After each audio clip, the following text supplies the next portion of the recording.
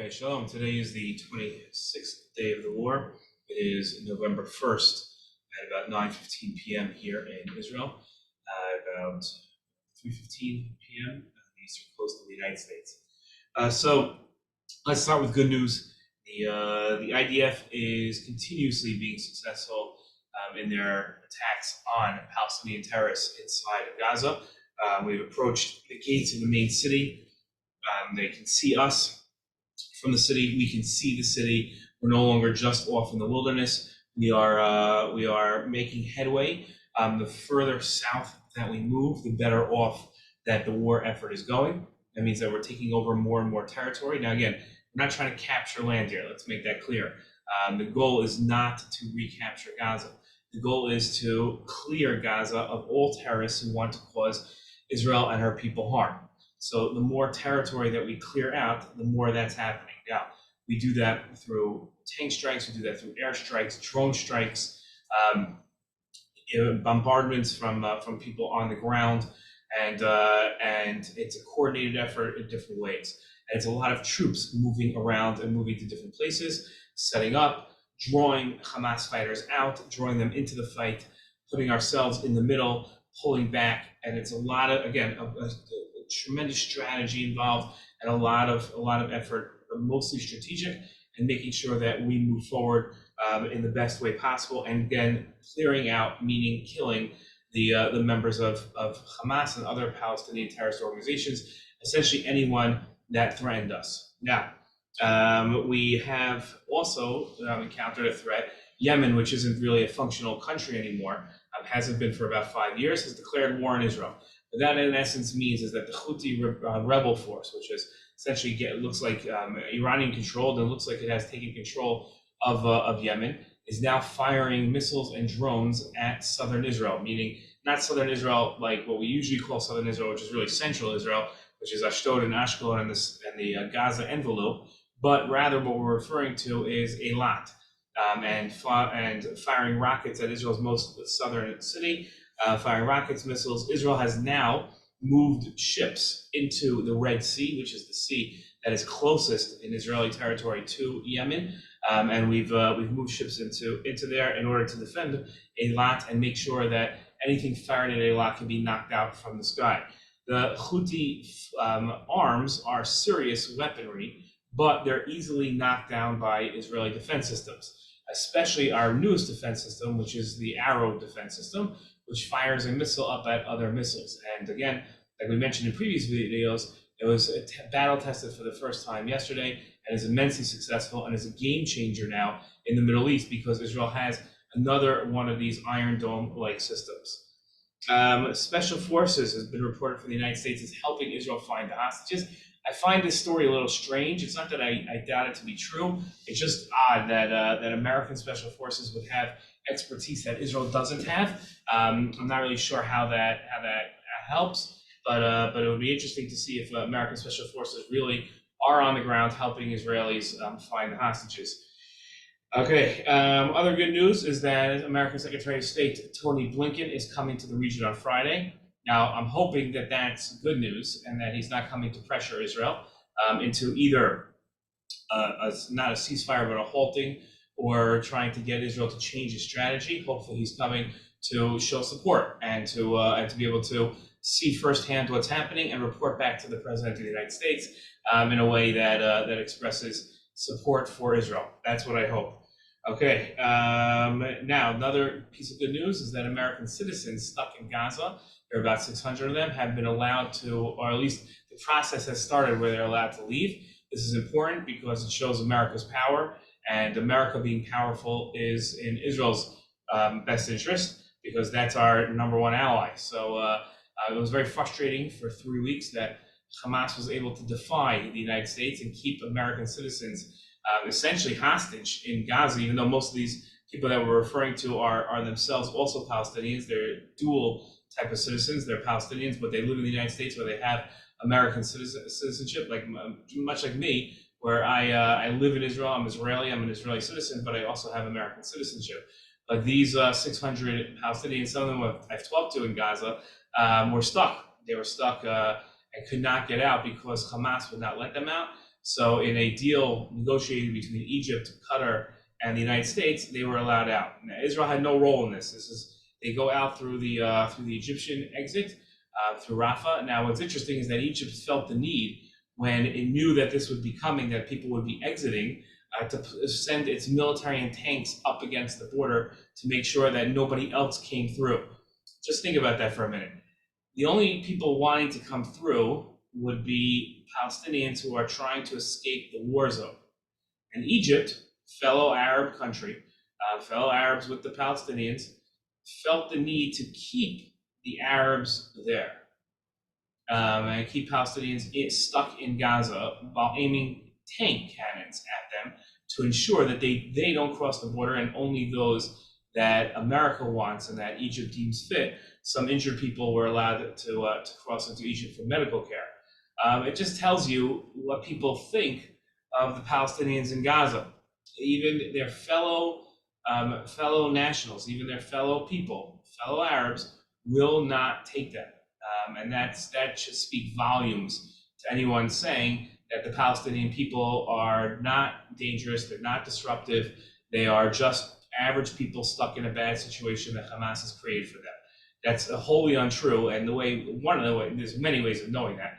But one of the many ways of knowing that is by the fact that Jordan, Egypt, Syria, Lebanon, list any Arab country, and they will not accept these people, these war refugees, into their country. They are shutting the doors to their own people, which tells you a lot about them. Okay, so let's move on to the bad news. So yesterday when I did a briefing, I had my wife, who is privy to more information than I am in most areas, had told me that she had found out from people inside the Israeli army that 10 soldiers had been killed.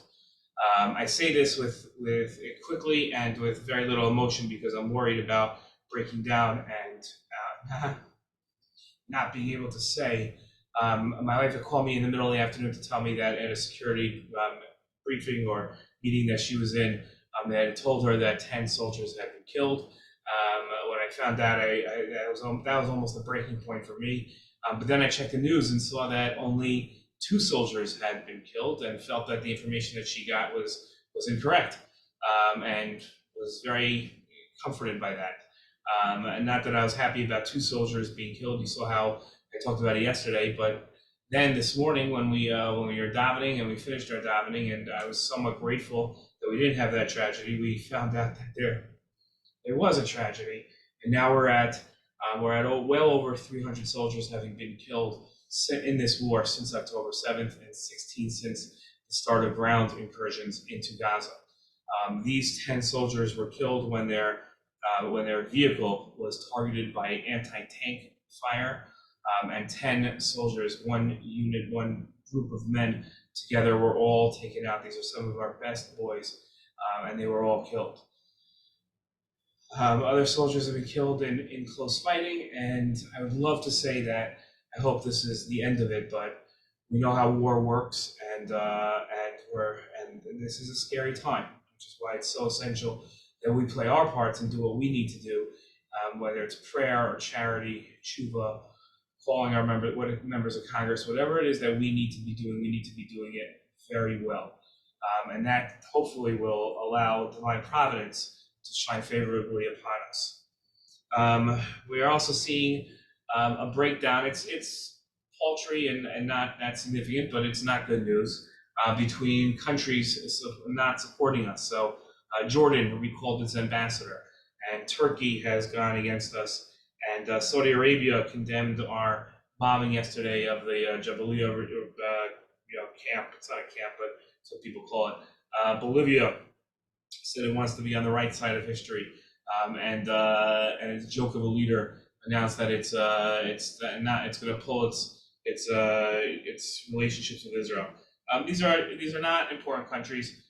Jordan is to be expected because it has a 75% Palestinian population. If Jordan didn't come out and take drastic diplomatic action against Israel, so there would be a lot of trouble between Jordan's king, which only has 5% of its population's support. Jordan's king is a Hashemite. There are only 5% of Jordanians identify as Hashemites.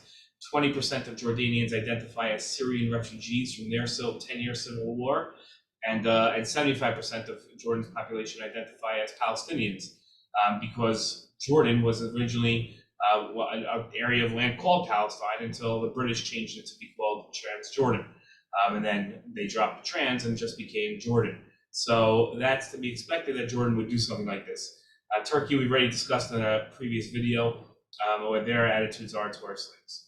Okay, let's, a few more points, sorry. Jack Lew, former Secretary of Treasury and former Chief of Staff to President Obama, has been confirmed by the Senate as the new ambassador to Israel. He will have to be sworn in either by the Vice President or the President, and then he will make his way to Israel and serve as America's ambassador.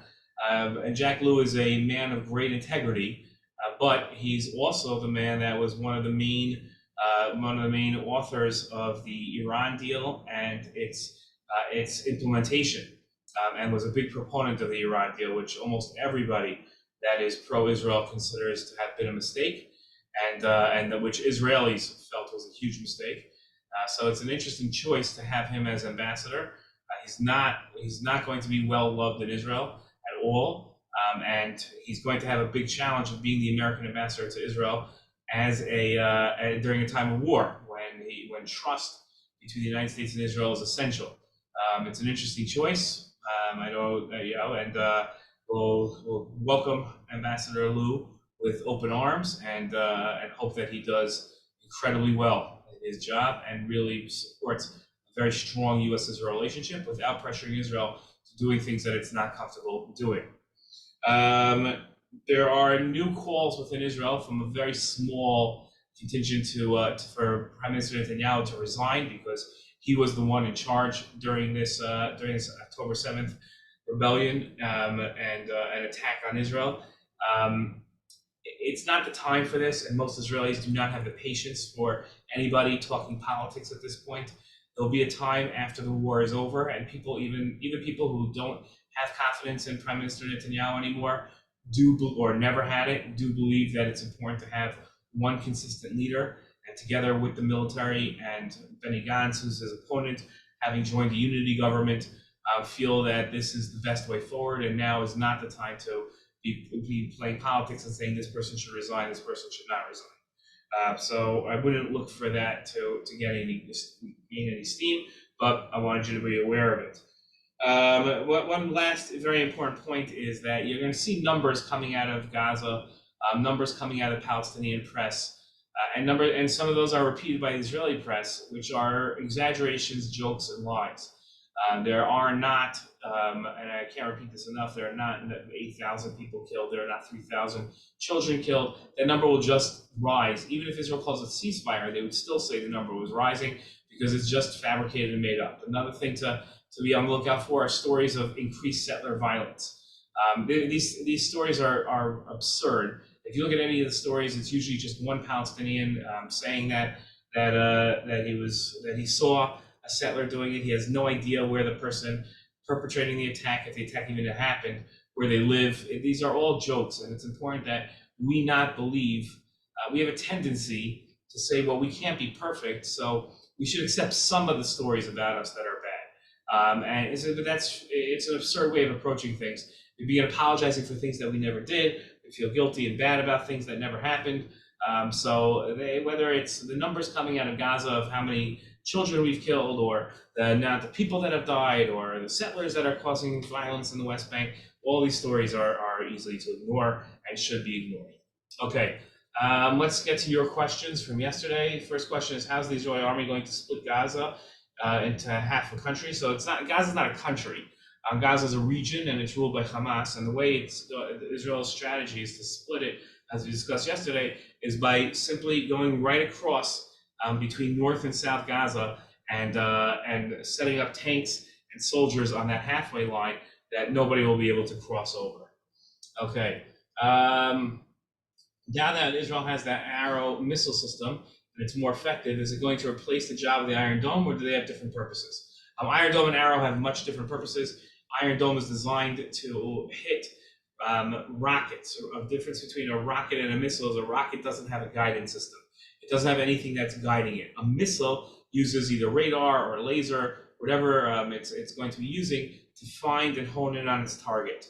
So the arrow system knocks down missiles or drones that are using something to direct it, and the missile figures out what it's using and then goes after that. But the Iron Dome goes after rockets that doesn't use anything. Okay. Do you think that every hostage will have to be rescued, or will Hamas give them up if they get to a point of surrender? My other question is, what's the difference of how Israel is fighting this war from other wars? So I don't see Hamas giving them up unless they're going to get something for it. I think that it's more likely that if they see the end coming, unfortunately, they'll execute the hostages. They're not like sane, rational people, and we're not going to give them anything. So I don't see them being given up. I see a lot of them being rescued, and hopefully all of them. The difference between Israel fighting in this war from other wars, there's a lot. Every war is different. So Israel hasn't fought a war in decades. So I would say this is the first war that they're using multiple types of technology that have never been utilized before. How many high-ranking officers does Hamas have? It feels like every day we hear that multiple high-ranking officers of Hamas are being taken out. It's a good question. Yeah, Hamas has a lot of high-ranking officers because the way attacks work is that you have to have a team attacking. So, and then of the team, then you have multiple teams within one unit. So you start setting them up, and then there's one person calling the shots in each of these like little units. So every time we take out a commander of a bunch of units, that causes disruptions among the unit. That's what we want to do. We want to knock those people out. So that way there's disruptions. People aren't sure what they're doing. They become more vulnerable to attack because they don't have anybody that can see like a bird's eye picture of the entire battle going on. Okay, what approach is the IDF using in its current operations in Gaza? I'm not sure what that means. The IDF's current approach is kill every terrorist. That's the approach, and they're doing it by making sure that they do their very best not to get hit themselves. Okay. Why will Hamas not allow the American hostages to leave when they know it could end up with America sending in their own armed forces and creating another possible battle? I don't think anyone believes that America is going to send in their own armed forces into Gaza. That would create a situation where American soldiers could be killed for not that much gain, as horrible as that is to say about the American hostages. So I don't think that Hamas is really worried about that. Why would the United States threaten other countries with their aircrafts if they get involved? So that's good, because that's like the flip of the last question. So America is going to threaten other countries if it feels that America's national security would be harmed by any action that a country would take. So America does not want Hezbollah and Iran to get into war because that will strengthen Hezbollah and Iran, and America does not want that. That would harm America's national security. So as much as America wants to stay out of war, if it feels that its national security is going to be threatened, or an ally's national security will be threatened to the extent where that would spread it to America's national security being threatened, so then it would use force. Okay. How is Israel managing its international relationships and communications during the conflict? And are there countries that are now looking at Israel differently? So we discussed 4 countries, but a lot of countries are stepping up and backing up Israel that don't always in these cases. A lot of countries realize that this scourge of Islamic extremist terrorism that Hamas perpetrates and other Palestinian terrorist organizations perpetrate is not limited to Israel. They recognize the fact that that this is going to affect them as well, and they don't want this on their consciousness. So they're going to try to avoid. They're going to support Israel in order to make sure that that they have proper support for themselves, to make sure that they themselves are against Palestinian terrorism. Okay. Is Israel not scared of what might happen if or when Hezbollah responds to the missiles that were sent there? Is Israel not scared of what might happen if or when? Israel's not scared. Israel's a country.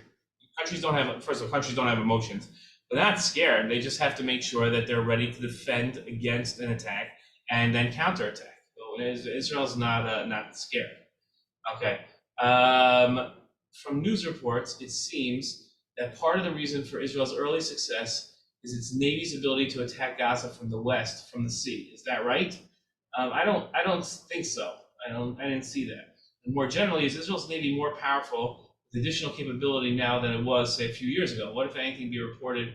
So Israel does have its ships in the sea, in the Mediterranean Sea, and they do provide cover. But Israel's not generally known as a naval power. And that's not where it puts its emphasis. It uses more emphasis on its abilities in the air. But it does have a very strong navy. Last week, or 2 weeks ago, there were Palestinian terrorists from Gaza that tried to get into Israel by sea, and Israel knocked them out. So the success is not going to be due to the Navy. The Navy contributes to Israel's military success, but it's not the biggest advantage that it has. It's not the Navy.